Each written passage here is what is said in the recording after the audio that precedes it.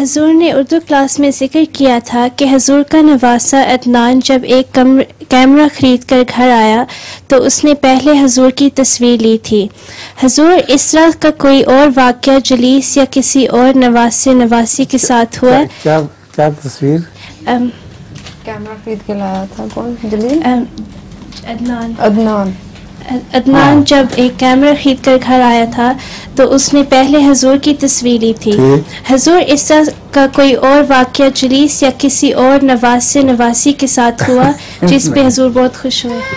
नहीं, सिवाय अदनान की और किसी का वाक़या नहीं।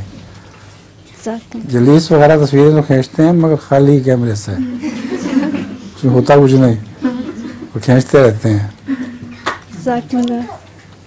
कोई और वाक़या बताते हैं? क्या? कोई और हंसी वाला वाक़या बताते हैं? किसका? जलीस का।